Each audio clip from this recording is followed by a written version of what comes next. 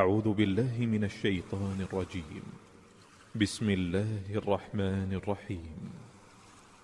الحمد لله الذي خلق السماوات والأرض وجعل الظلمات والنور، ثم الذين كفروا بربهم يعدلون. هو الذي خلقكم من طين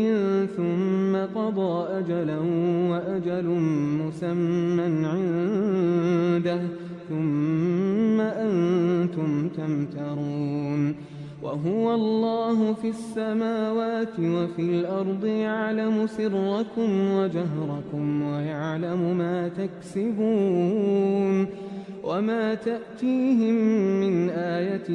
من آيات ربهم إلا كانوا عنها معرضين. فقد كذبوا بالحق لما جاءهم، فسوف يأتيهم أنباء ما كانوا به يستهزئون. ألم يروا كم أهلكنا من قبلهم من قرن مكناهم في الأرض ما لم نمكن لكم، وأرسلنا السماء عليهم مدرارا وجعلنا الأنهار تجري من تحتهم فأهلكناهم بذنوبهم وأنشأنا من بعدهم قرنا آخرين. ولو نزلنا عليك كتابا في قرطاس فلمسوه بأيديهم لقال الذين كفروا إن هذا إلا سحر مبين. وقالوا لولا أنزل عليه ملك، ولو أنزلنا ملكا لقضي الأمر ثم لا ينظرون. ولو جعلناه ملكا لجعلناه رجلا وللبسنا عليهم ما يلبسون. ولقد استهزئ برسل من قبلك فحاق بالذين سخروا منهم ما كانوا به يستهزئون. قل سيروا في الأرض ثم انظروا كيف كان عاقبة المكذبين. قل لمن ما في السماوات والأرض قل لله كتب على نفسه الرحمة ليجمعنكم إلى يوم القيامة لا ريب فيه.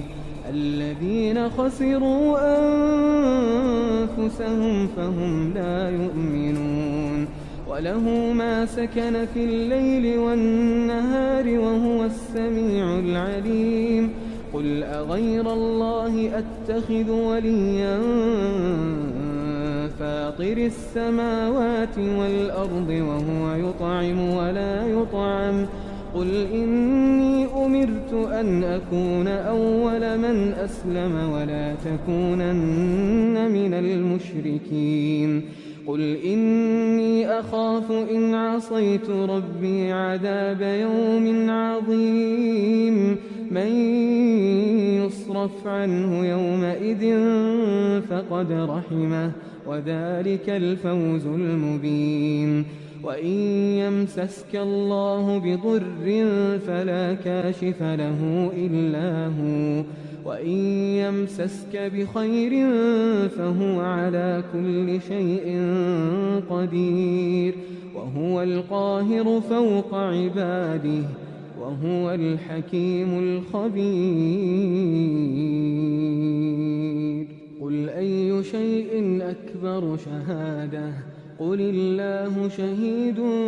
بيني وبينكم. وأوحي إلي هذا القرآن لأنذركم به ومن بلغ. أئنكم لتشهدون أن مع الله آلهة أخرى؟ قل لا أشهد. قل إنما هو إله واحد وإنني بريء مما تشركون. الذين آتيناهم الكتاب يعرفونه كما يعرفون أبناءهم الذين خسروا أنفسهم فهم لا يؤمنون ومن أظلم ممن افترى على الله كذبا أو كذب بآياته إنه لا يفلح الظالمون ويوم نحشرهم جميعا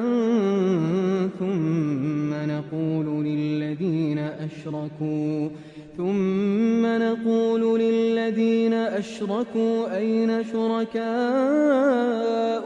الذين كنتم تزعمون ثم لم تكن فتنتهم إلا أن قالوا والله ربنا ما كنا مشركين انظر كيف كذبوا على أنفسهم وضل عنهم ما كانوا يفترون ومنهم من يستمع إليك وجعلنا على قلوبهم أكنة أن يفقهوه وفي آذانهم وقرا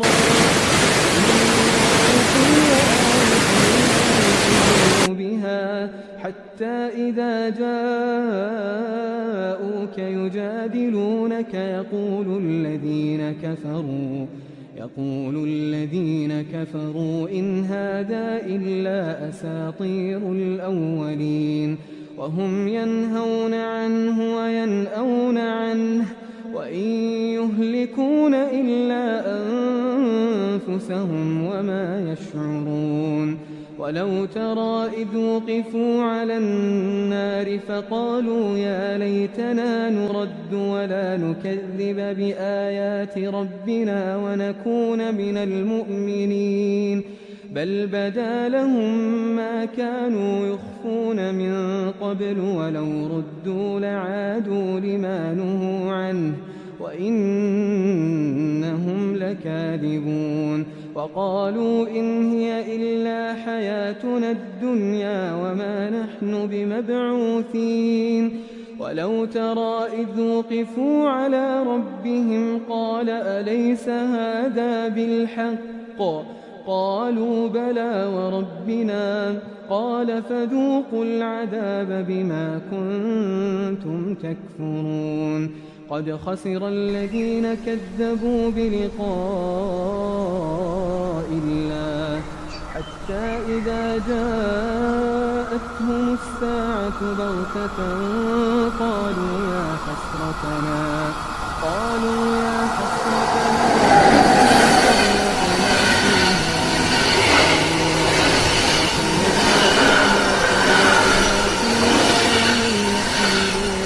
أوزارهم على ظهورهم ألا ساء ما يزرون وما الحياة الدنيا إلا لعب ولهو وللدار الآخرة خير للذين يتقون أفلا تعقلون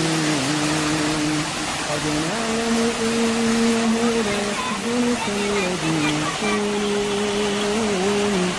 إنهم لا يكذبونك ولكن الظالمين بآيات الله يجحدون ولقد كذبت رسل من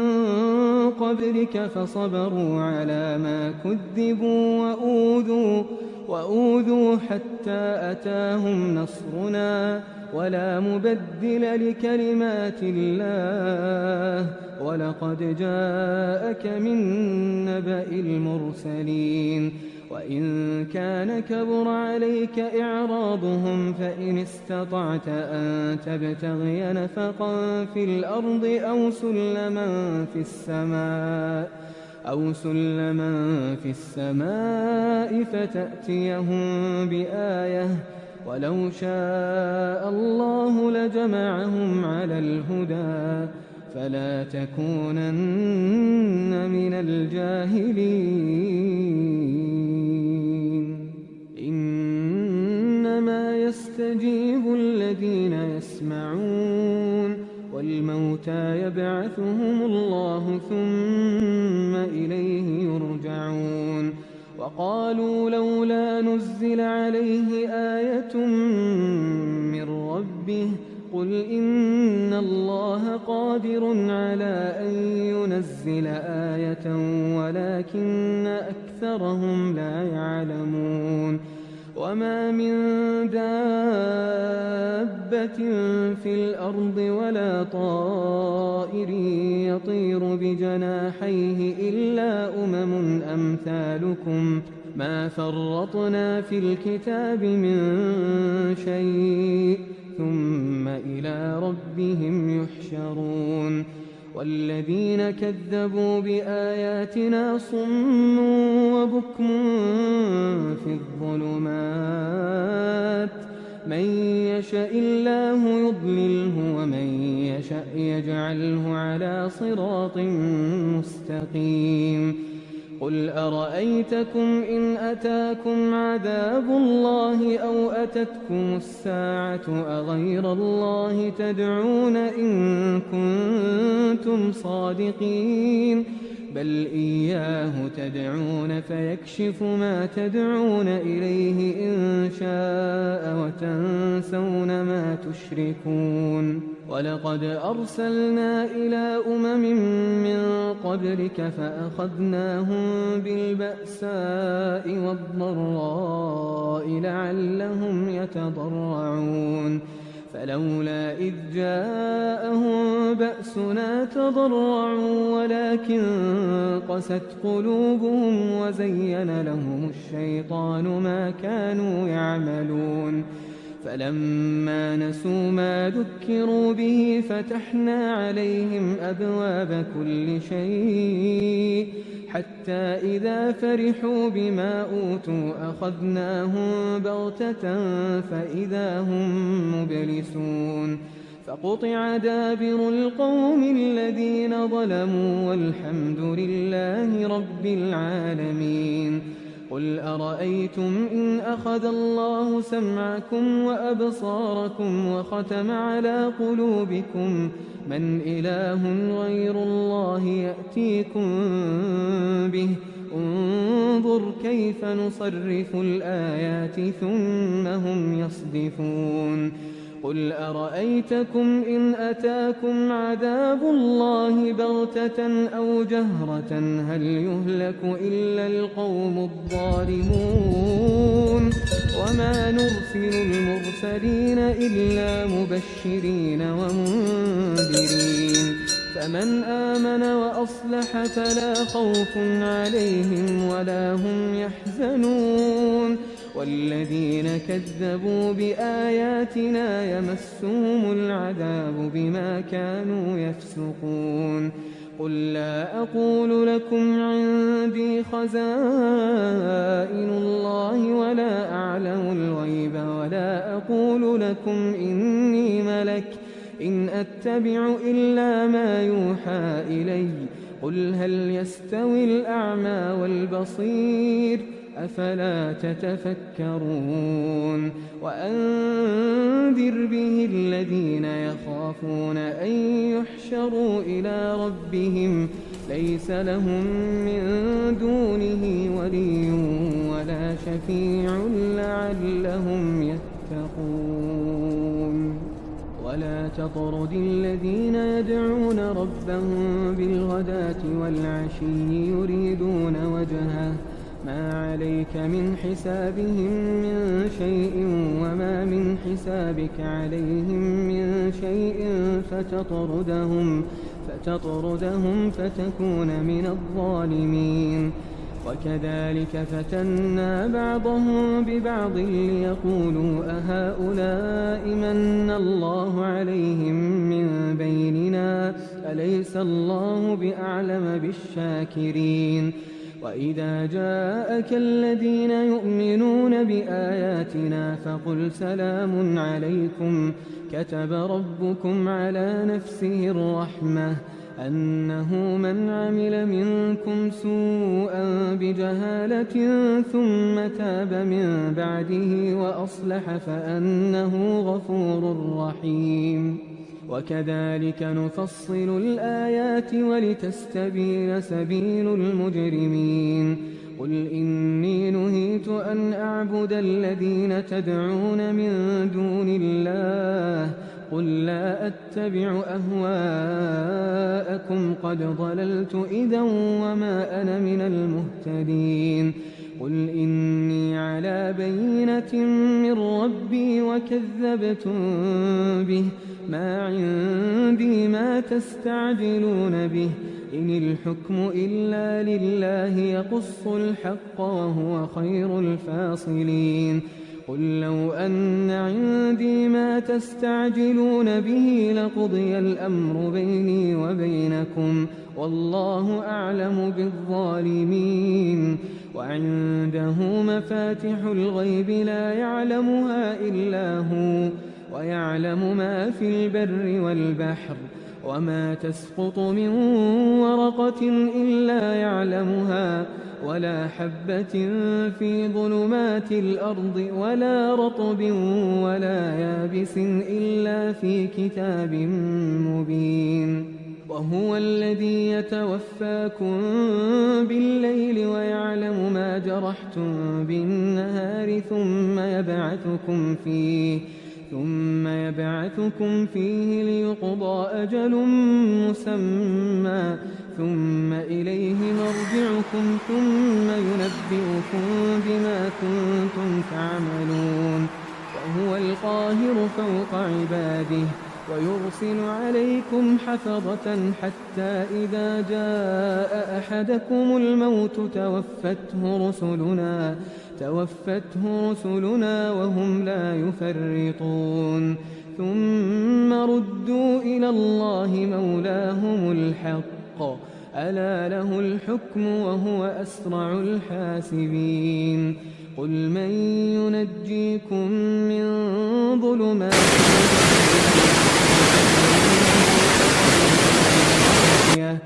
تدعونه تضرعا وخفية لئن أنجانا من هذه لنكونن من الشاكرين. قل الله ينجيكم منها ومن كل كرب ثم أنتم تشركون. قل هو القادر على أن يبعث عليكم عذابا من فوقكم أو من تحت أرجلكم أو يلبسكم شيعا ويذيق بعضكم بأس بعض. انظر كيف نصرف الآيات لعلهم يفقهون. وكذب به قومك وهو الحق قل لست عليكم بوكيل. لكل نبأ مستقر وسوف تعلمون. وإذا رأيت الذين يخوضون في آياتنا فأعرض عنهم حتى يخوضوا في حديث غيره وإما ينسينك الشيطان فلا تقعد بعد الذكرى مع القوم الظالمين. وما على الذين يتقون من حسابهم من شيء ولكن ذكرى لعلهم يتقون. وذر الذين اتخذوا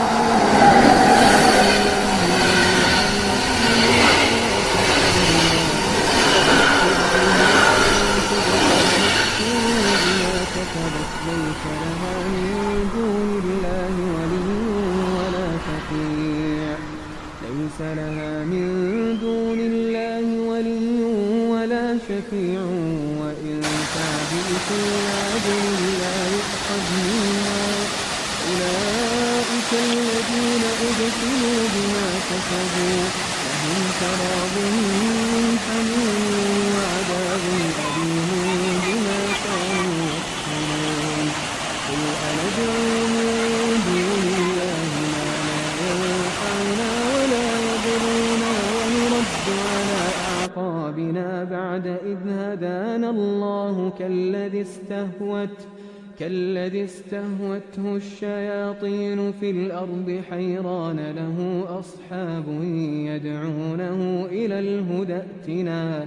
قل إن هدى الله هو الهدى وأمرنا لنسلم لرب العالمين وأن أقيموا الصلاة واتقوه وهو الذي إليه تحشرون وهو الذي خلق السماوات والأرض بالحق ويوم يقول كن فيكون قوله الحق وله الملك يوم ينفخ في الصور عالم الغيب والشهادة وهو الحكيم الخبير وإذ قال إبراهيم لأبيه آزر أتتخذ أصناما آلهة إني أراك وقومك في ضلال مبين وكذلك نري إبراهيم ملكوت السماوات والأرض وليكون من الموقنين فلما جن عليه الليل رأى كوكبا قال هذا ربي فلما أفل قال لا أحب الآفلين فلما رأى القمر بازغا قال هذا ربي فلما أفل قال لئن لم يهدني ربي لأكونن من القوم الضالين فلما رأى الشمس بازغة قال هذا ربي هذا أكبر فلما أفلت قال يا قوم إني بريء مما تشركون إني وجهت وجهي للذي فطر السماوات والأرض حنيفا وما أنا من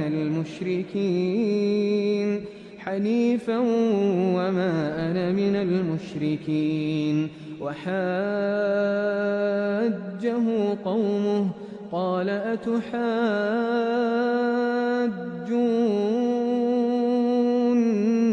في الله وقد هدان ولا أخاف ما تشركون به إلا أن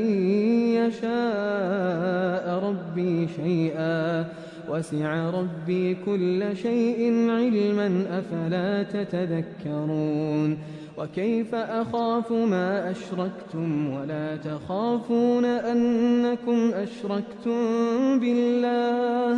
ولا تخافون أنكم أشركتم بالله ما لم ينزل به عليكم سلطانا فأي الفريقين أحق بالأمن إن كنتم تعلمون الذين آمنوا ولم يلبسوا إيمانهم بظلم أولئك لهم الأمن وهم مهتدون وتلك حجتنا آتيناها إبراهيم على قومه نرفع درجات من نشاء إن ربك حكيم عليم ووهبنا له إسحاق ويعقوب كلا هدينا ونوحا هدينا من قبل ومن ذريته داود وسليمان وأيوب ويوسف وموسى وهارون وكذلك نجزي المحسنين وزكريا ويحيى وعيسى وإلياس كل من الصالحين وإسماعيل واليسع ويونس ولوطا وكلا فضلنا على العالمين ومن آبائهم وذرياتهم وإخوانهم واجتبيناهم وهديناهم إلى صراط مستقيم ذلك هدى الله يهدي به من يشاء من عباده ولو أشركوا لحبط عنهم ما كانوا يعملون أولئك الذين آتيناهم الكتاب والحكم والنبوة فإن يكفر بها هؤلاء فقد وكلنا بها قوما ليسوا بها بكافرين أولئك الذين هدى الله فبهداه مقتده قل لا أسألكم عليه أجرا إن هو إلا ذكرى للعالمين وما قدروا الله حق قدره إذ قالوا ما أنزل الله على بشر من شيء قل من أنزل الكتاب الذي جاء به موسى نورا وهدى للناس تجعلونه قراطيس تبدونها وتخفون كثيرا وعلمتم ما لم تعلموا أنتم ولا آباؤكم قل الله ثم ذرهم في خوضهم يلعبون وهذا كتاب أنزلناه مبارك مصدق الذي بين يديه ولتنذر أم القرى ومن حولها والذين يؤمنون بالآخرة يؤمنون به وهم على صلاتهم يحافظون ومن أظلم ممن افترى على الله كذبا أو قال أوحي إلي ولم يوح إليه شيء ومن قال سأنزل مثل ما أنزل الله ولو ترى إذ الظالمون في غمرات الموت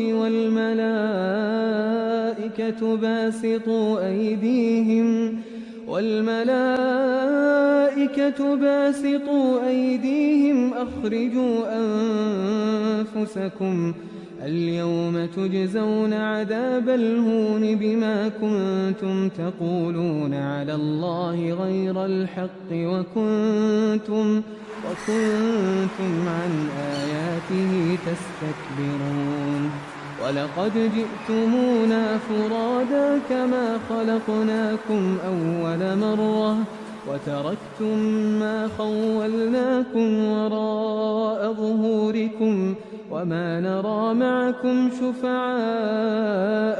الذين زعمتم أنهم فيكم شركاء لقد تقطع بينكم وضل عنكم ما كنتم تزعمون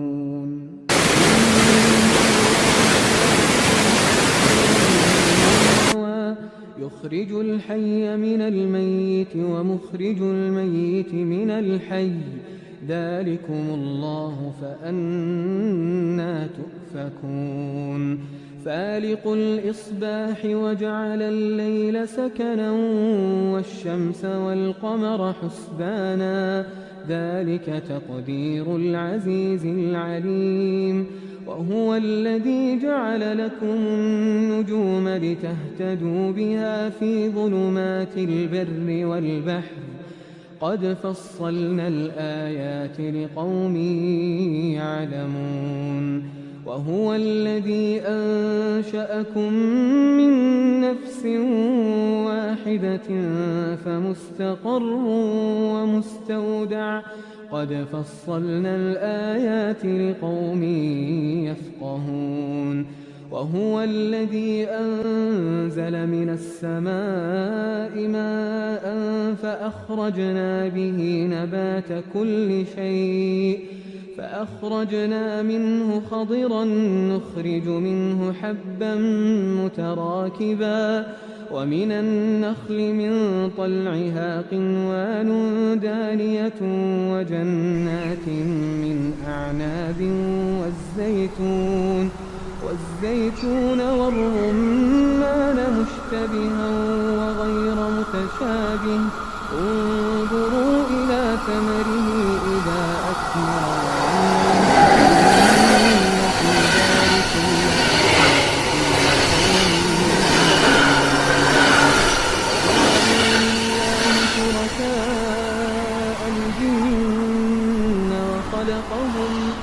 خرقوا له بنين وبنات بغير علم سبحانه وتعالى عما يصفون بديع السماوات والأرض أنى يكون له ولد ولم تكن له صاحبة وخلق كل شيء وهو بكل شيء عليم ذلكم الله ربكم لا إله إلا هو خالق كل شيء فاعبدوه وهو على كل شيء وكيل لا تدركه الأبصار وهو يدرك الأبصار وهو اللطيف الخبير قد جاءكم بصائر من ربكم فمن أبصر فلنفسه ومن عمي فعليها وما أنا عليكم بحفيظ وكذلك نصرف الآيات وليقولوا درست ولنبينه لقوم يعلمون اتبع ما أوحي إليك من ربك لا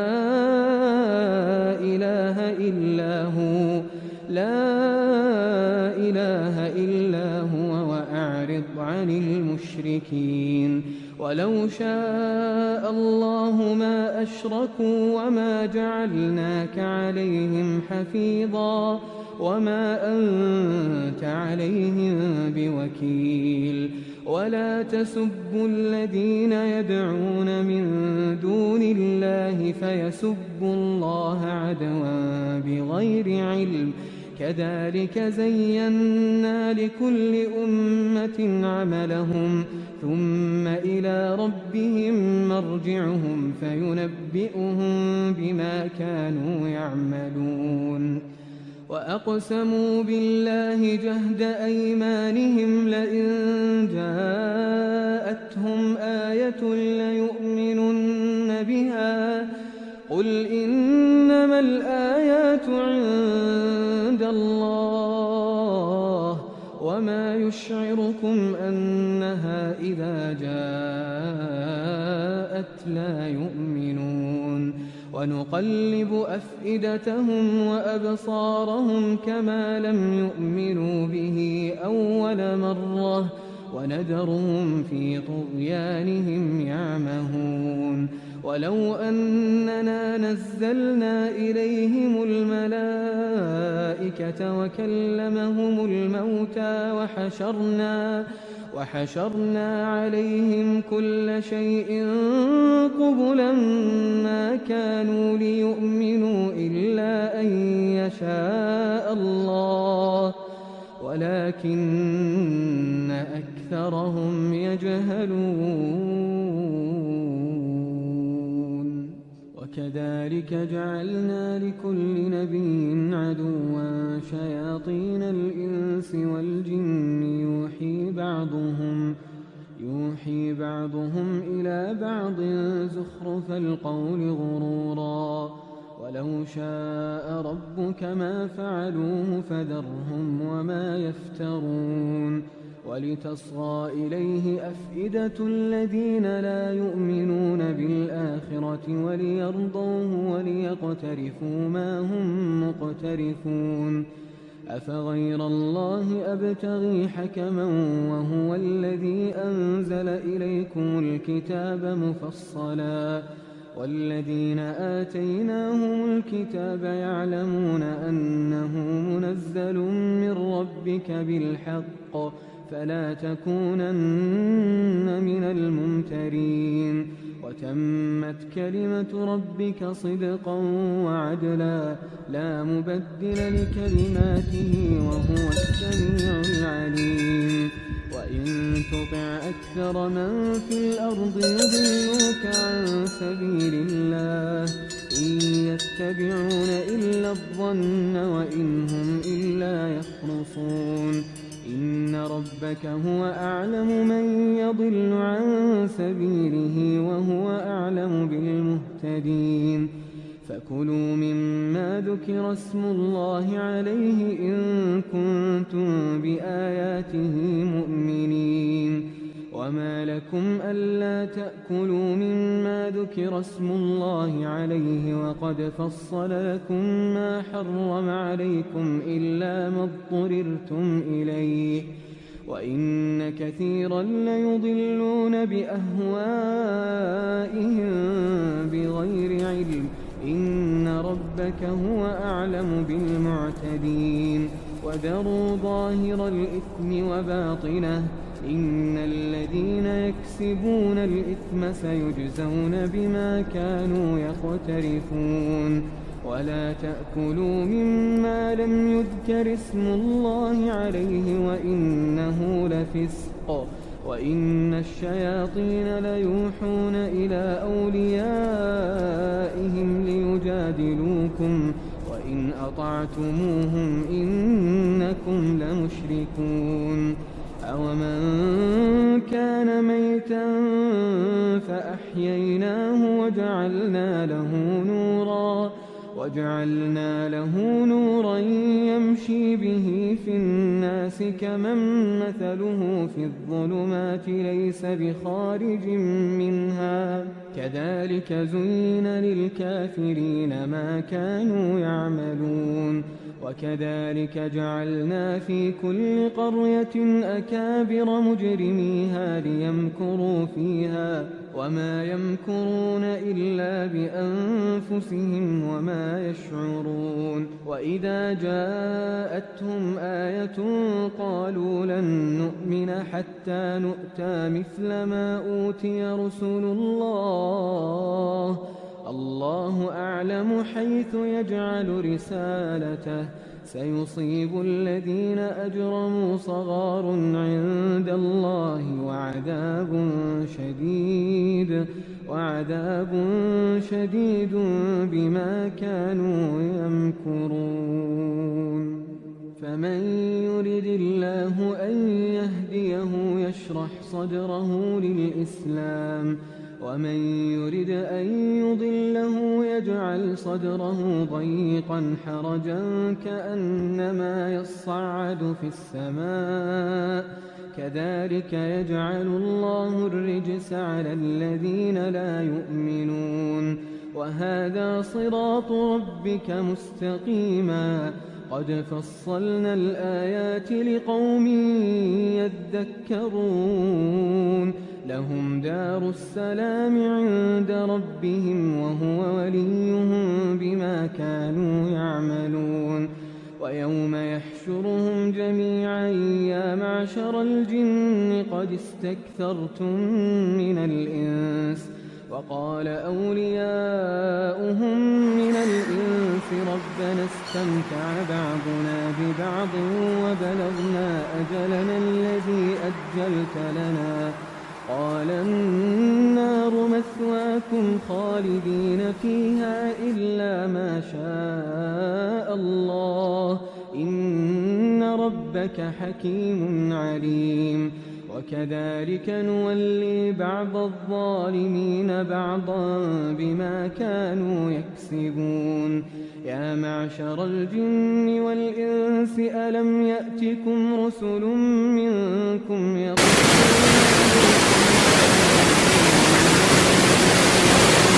وينذرونكم لقاء يومكم هذا قالوا شهدنا على أنفسنا وغرتهم الحياة الدنيا وشهدوا على أنفسهم أنهم كانوا كافرين. ذلك أن لم يكن ربك مهلك القرى بظلم وأهلها غافلون. ولكل درجات مما عملوا وما ربك بغافل عما يعملون. وربك الغني ذو الرحمة إن يشأ يذهبكم ويستخلف من بعدكم ما يشاء كما أنشأكم من ذرية قوم آخرين إنما توعدون لآت وما أنتم بمعجزين قل يا قوم اعملوا على مكانتكم إني عامل فسوف تعلمون من تكون له عاقبة الدار إنه لا يفلح الظالمون وجعلوا لله مما ذرأ من الحرث والأنعام نصيبا فقالوا هذا لله بزعمهم وهذا لشركائنا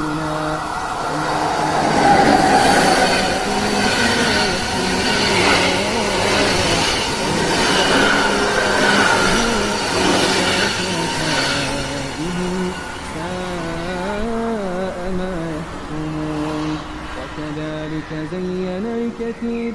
من المشركين قتل أولادهم شركاؤهم ليرجوهم وليلبسوا عليهم دينهم ولو شاء الله ما فعلوه فذرهم وما يفترون قالوا هذه الأنعام حرث حجر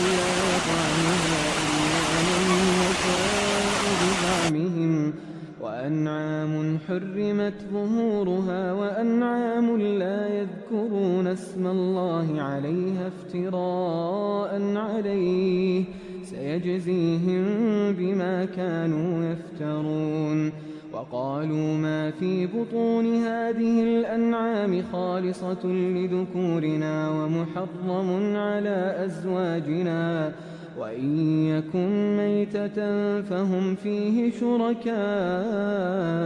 سيجزيهم وصفهم إنه حكيم عليم قد خسر الذين قتلوا أولادهم سفها بغير علم وحرموا ما رزقهم الله افتراء على الله قد ضلوا وما كانوا مهتدين وهو الذي أنشأ جنات معروشات وغير معروشات والنخل والزرع مختلفا أكله والزيتون والرمان متشابها وغير متشابه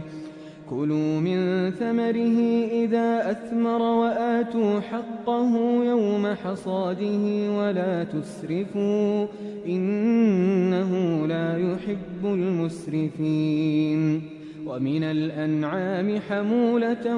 وفرشا كلوا مما رزقكم الله ولا تتبعوا خطوات الشيطان إنه لكم عدو مبين 8 أزواج من الضأن 2 ومن المعز 2 قل أذكرين حرم أم الأنثيين أما اشتملت عليه أرحام الأنثيين نبئوني بعلم إن كنتم صادقين ومن الإبل 2 ومن البقر 2 قل أذكرين حرم أم الأنثيين أما اشتملت عليه أرحام الأنثيين أم كنتم شهداء إذ وصاكم الله بهذا فمن أظلم ممن افترى على الله كذبا ليضل الناس بغير علم إن الله لا يهدي القوم الظالمين قل لا أجد فيما أوحي إلي محرما على طاعم يطعمه إلا أن يكون ميتة أو دما مسفوحا أو لحم خنزير فإنه رجس أو فسقا أهل لغير الله به فمن اضطر غير باغ ولا عاد فإن ربك غفور رحيم وعلى الذين هادوا حرمنا كل ذي ظفر ومن البقر والغنم حرمنا عليهم شحومهما إلا ما حملت ظهورهما أو الحوايا أو ما اختلط بعظم ذلك جزيناهم ببغيهم وإنا لصادقون فإن كذبوك فقل ربكم ذو رحمة واسعة ولا يرد بأسه عن القوم المجرمين سيقول الذين أشركوا لو شاء الله ما أشركنا ولا آباؤنا ولا حرمنا من شيء كذلك كذب الذين من قبلهم حتى ذاقوا بأسنا قل هل عندكم من علم فتخرجوه لنا إن تتبعون إلا الظن وإن أنتم إلا تخرصون قل فلله الحجة البالغة فلو شاء لهداكم أجمعين قل هلم شهداءكم الذين يشهدون أن الله حرم هذا فإن شهدوا فلا تشهد معهم ولا تتبع أهواء الذين كذبوا بآياتنا والذين لا يؤمنون بالآخرة وهم بربهم يعدلون قل تعالوا أتل ما حرم ربكم عليكم ألا تشركوا به شيئا وبالوالدين إحسانا ولا تقتلوا أولادكم من إملاق نحن نرزقكم وإياهم ولا تقربوا الفواحش ما ظهر منها وما بطن ولا تقتلوا النفس التي حرم الله إلا بالحق ذلكم وصاكم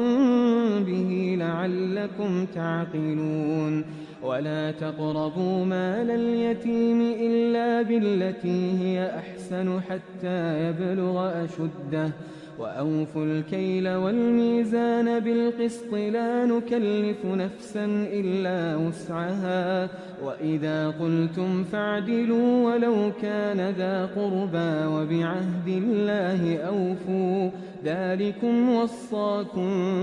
به لعلكم تذكرون وأن هذا صراطي مستقيما فاتبعوه ولا تتبعوا السبل فتفرق بكم عن سبيله ذلكم وصاكم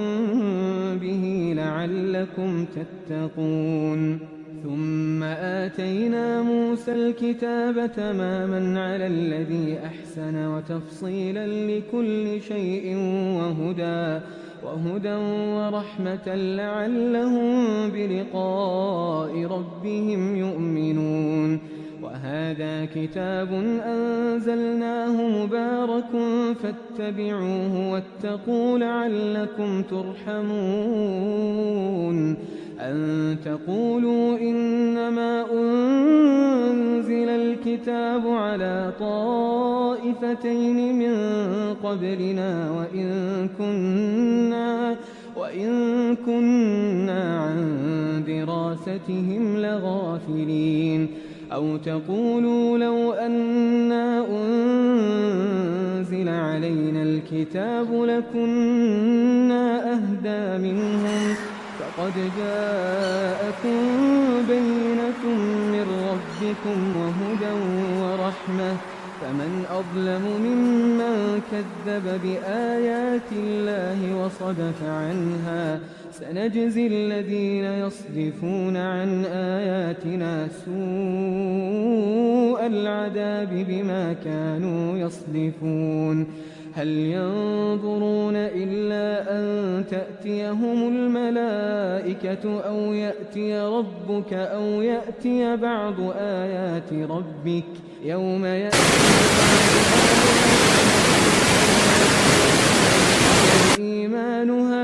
تكن آمنت من قبل أو كسبت في إيمانها خيرا قل انتظروا إنا منتظرون إن الذين فرقوا دينهم وكانوا شيعا لست منهم في شيء إنما أمرهم إلى الله ثم ينبئهم بما كانوا يفعلون من جاء بالحسنة فله 10 أمثالها ومن جاء بالسيئة فلا يجزى إلا مثلها وهم لا يظلمون قل إنني هداني ربي إلى صراط مستقيم دينا قيما ملة إبراهيم حنيفا وما كان من المشركين قل إن صلاتي ونسكي ومحياي ومماتي لله رب العالمين لا شريك له وبذلك أمرت وأنا أول المسلمين قل أغير الله أبغي ربا وهو رب كل شيء ولا تكسب كل نفس إلا عليه